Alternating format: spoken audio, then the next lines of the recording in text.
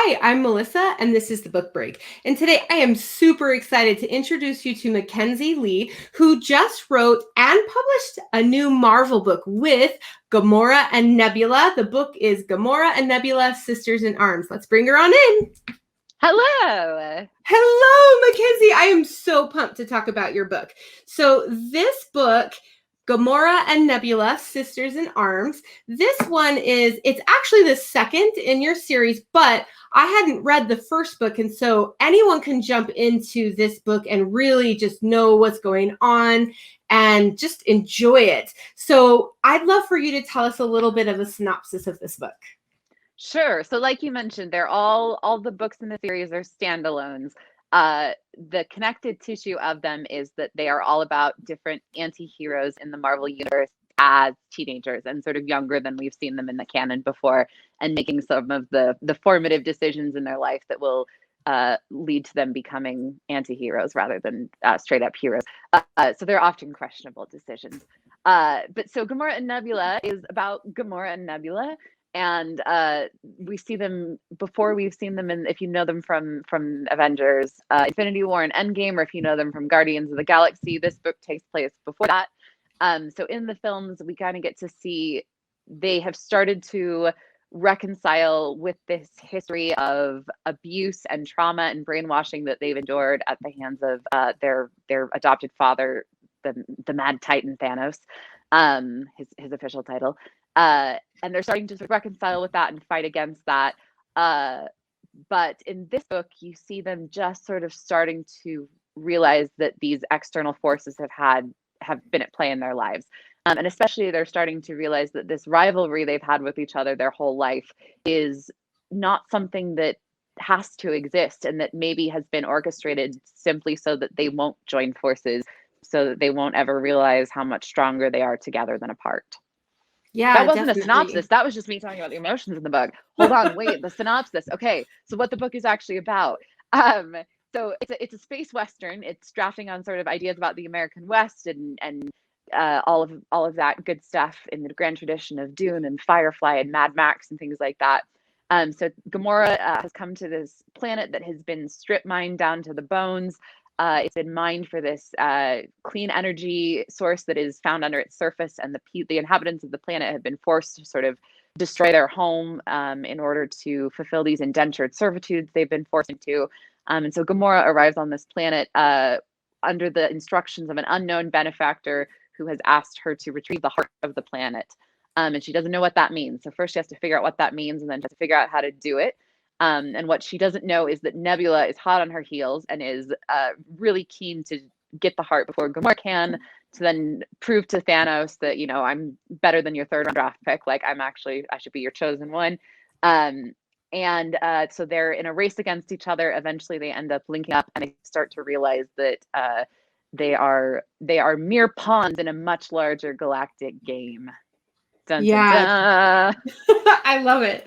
And, so I'm almost a little bit scared to admit this, but I had never read the comics before of the Marvel comics. I know, kind of a nerd. You will get literally no reaction from me on that, because I hate people. I hate people who police other people's consumption of any kind of fan culture. I've lived in fear. As soon as I started working on these books, I live in constant fear of someone standing up at an event and being like, in the 5th issue of this run of Loki, he says this, which directly contradicts your stated. And I'm just like, I can't remember my own books, let alone the comics.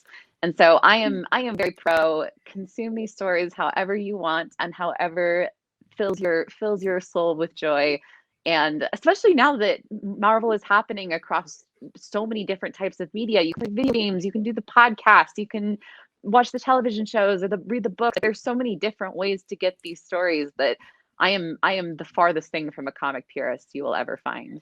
Yeah. And something for me, because I've watched all of the Marvel movies, but because I hadn't had the background of the comics, there was some things in this book that I didn't know about, but it was really fun to discover them. Like, for example, the fact that Thanos is pretty much obsessed with Lady Death. Like, I had no idea that was a thing, but it was really cool to find out that there's this other motive behind Thanos. Yeah, there's a lot of shout outs to sort of Marvel deep cuts in the book, but it's not necessary that you come in with any sort of pre-existing knowledge of that fact. So the one you mentioned is in the comics, Thanos has a relationship that becomes kind of an obsession with a personified version of death. And it's especially prevalent in this one book called Thanos, a comic book. And I got to be a better interviewee and look up the author of this eventually. But there's a great comic book about Thanos's youth and about his backstory and sort of growing up with death as his only friend. And it's sort of explains his whole later obsession with the Infinity Stones and this whole like order and chaos and no, what is it? Life in chaos, order and death. Gosh, I've been away from this for too long. I can't remember it.